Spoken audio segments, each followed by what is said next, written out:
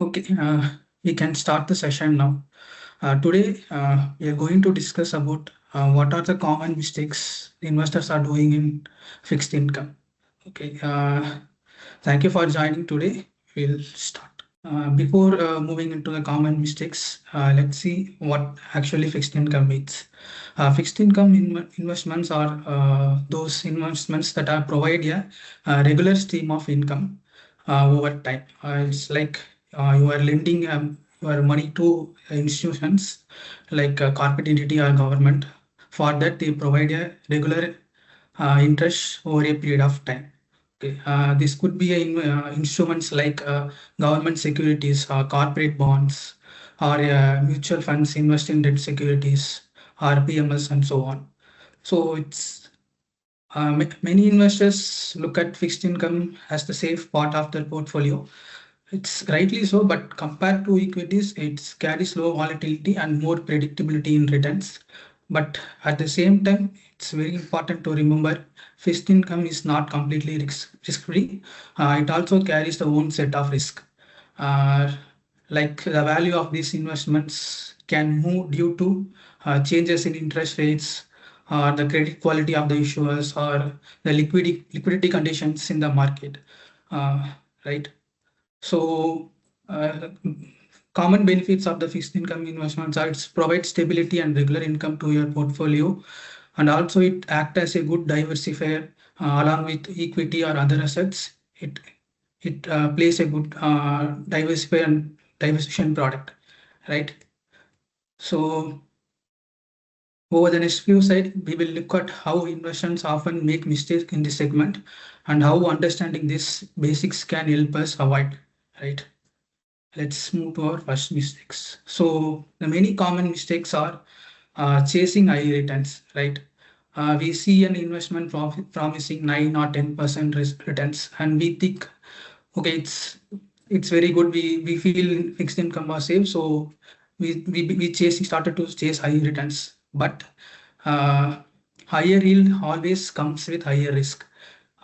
Yield is basically the return you get for the risk you take. When a company or issuer is offering more yield, it usually means one of two things. Either the credit quality is lower, they must they must pay more to attract investors, or the liquidity is low, meaning it's harder to sell the bond if you need money quickly. Uh, let's take an example. If government of India might offer around 7% yield, whereas some small NBFCs or small institutions might offer 10%.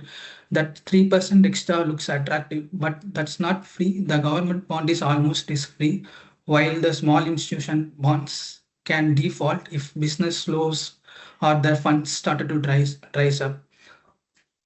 Many investors have fallen into the traps in the past also. If you remember the IL&FS crisis or DHFL, they are also good, even they are also some high quality bonds, even they also default in the past.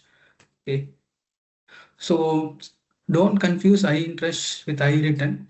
Yes, slightly lower yield from a high quality issuer often gives a better peace of mind in the long run, even better net returns because your capital is stays safe.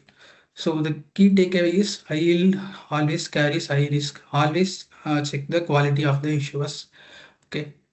In fixed income, return of capital is more important than return on capital. Your safety comes first, right?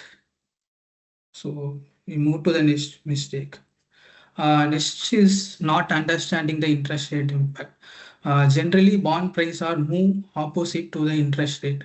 If like if interest rate start goes up in the economy, your bond price will fall. At the same time, if interest rate goes down, your bond value will go up. Uh, Here is Let me explain how it's work. When interest rate rises, new bonds start offering higher returns. So the older bonds that pay lower interest becomes less attractive. Their market price falls.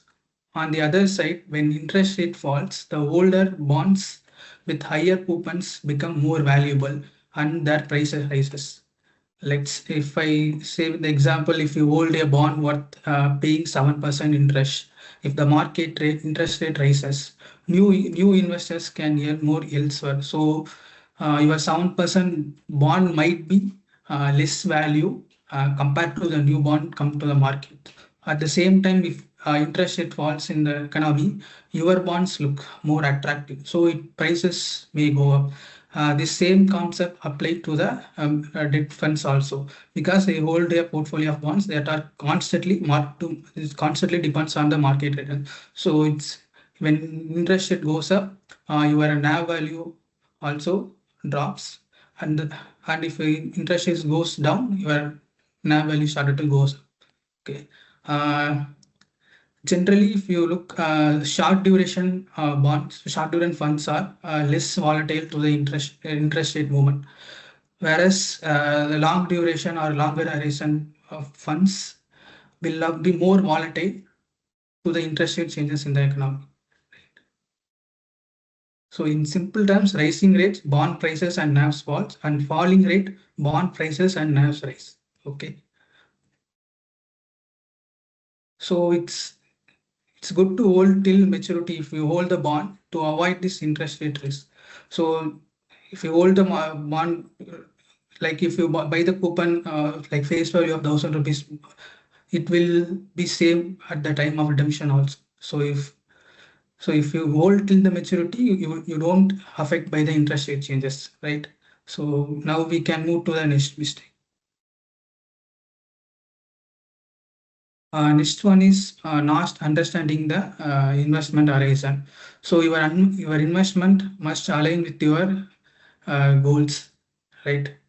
Let me explain what that means. Every funds invest in bonds of different maturities, some short term, some long term.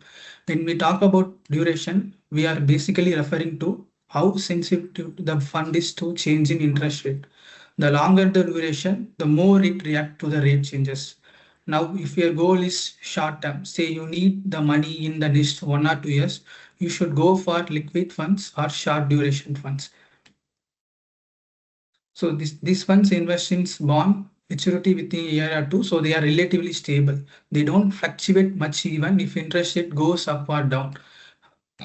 For long-term duration, you need to understand the rate cycle and all. So you need to be flexible enough to understand and invest in the right product. So it's a bit risky when it's come to, because long duration with fund prices fall more sharply. If something, if interest rate goes up, your value will fall sharp. So if this thing happened right before your withdrawal rate, you might end up with lower returns, or even you may end up with small loss also. So the benefit with the interest rate arises when eventually fall as bond price rises. So the key takeaway is short-term goals. You can choose short duration funds. For long-term goals, you may go with flexible duration based on the cycle. You have to choose, right?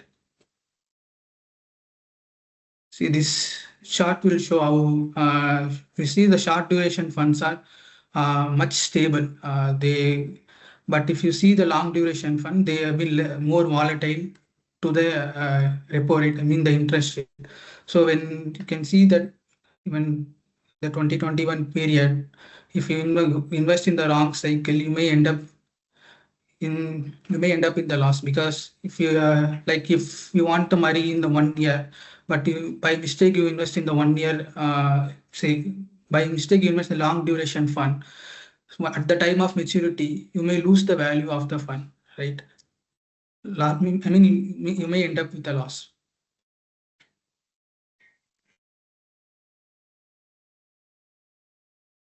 And then this not understanding the credit quality. It's like the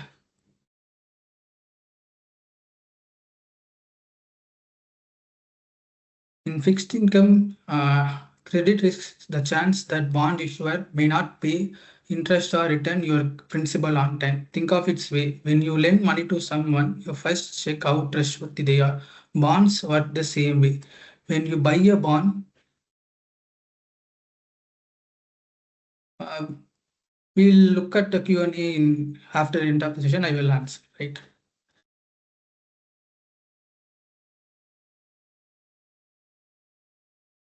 So, so think of this way, if you lend money to someone, you first check how trustworthy they are. Bonds work the same way also. When you buy a bond, you are lending to a company or government. To help investors judge safety, credit rating agencies like CRISIL, ICRA, they assign ratings like AAA, AA, A, triple B, and so on. Triple A means the issuer is financially sound and very unlikely to default. Like as you move down the ladder, like AA, A, triple B, the risk also getting higher for the funds to get default. I mean the bonds to get default. So many investors get tempted when they see bonds offering yield. As I mentioned, if they low quality profile bonds have to pay more to attract investors. So obviously they will pay more, but eventually that will be riskier because the chances of getting default also high. At the same time, if credit agency downgrade the bonds of like from AAA to AA, triple double A, the NAV value also suddenly fall in your fund. So it's important to understand how much your debt fund portfolio hold the high quality bonds and low quality bonds. It's important for as investors need to study. So always prefer high quality issuers. So because they give you safety, the default risk also very low.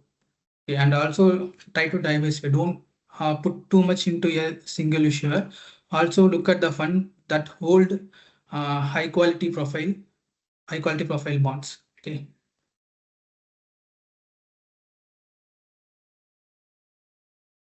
and next mistake we can see is liquidity.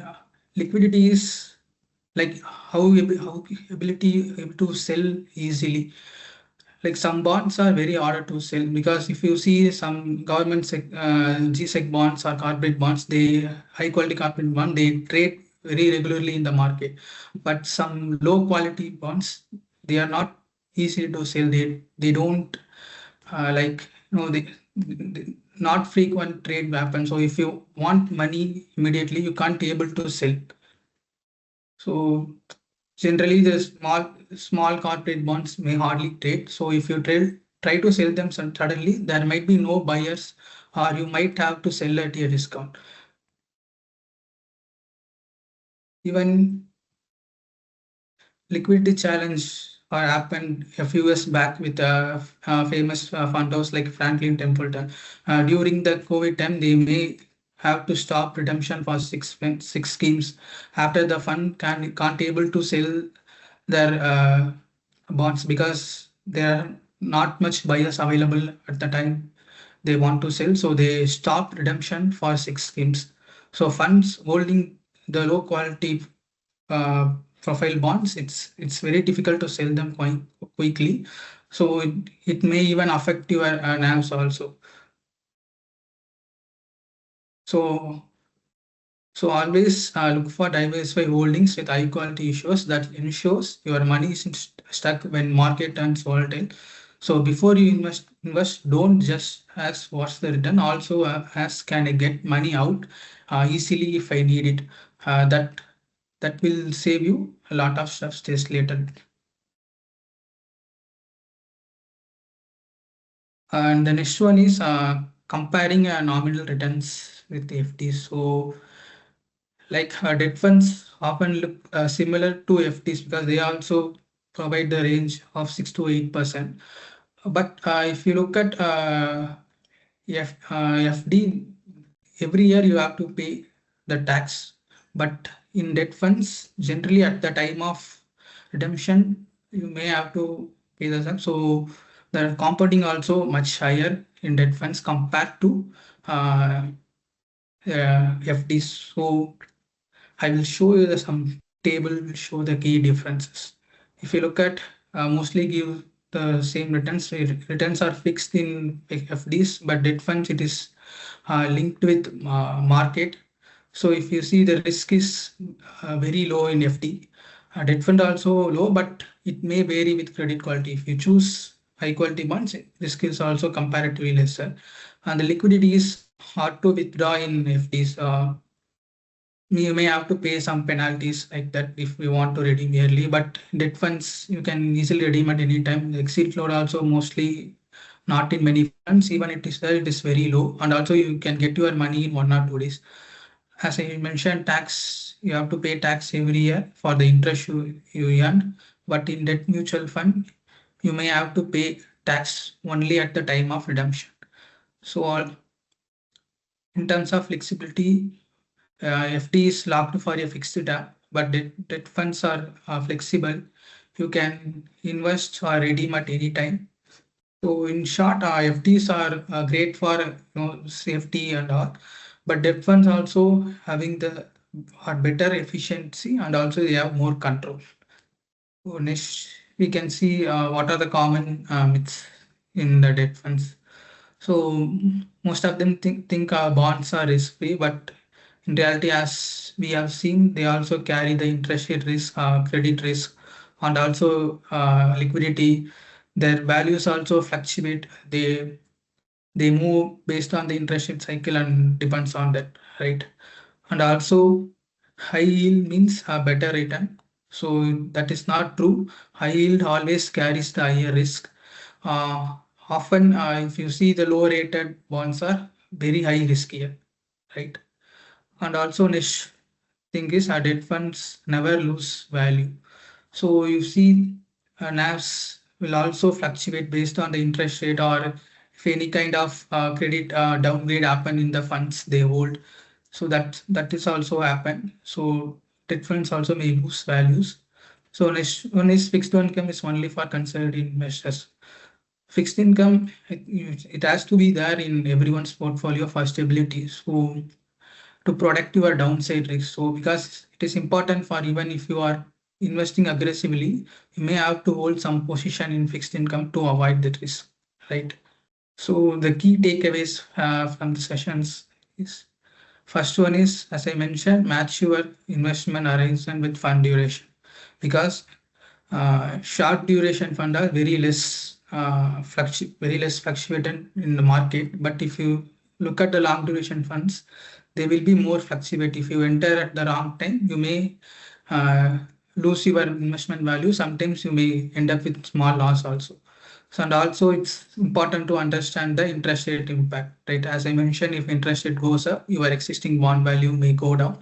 At the same time, if interest rate goes down, your current bond or fund value will go up, right? And also, next one is more important. Don't chase yields blindly. The return of capital is more important in fixed income than the return on capital. Always prioritize safety and stable returns, right? And also, yeah, debt funds can offer better post-tax returns than FDs due to the compounding and the taxation benefits, right? So if you want to start your invest fixed income journey, Milestone to Wealth program is here to help to guide you throughout this, right?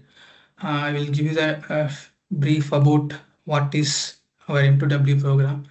So it's an initiative to empower every investor to think big and reach their first crore with confidence and clarity.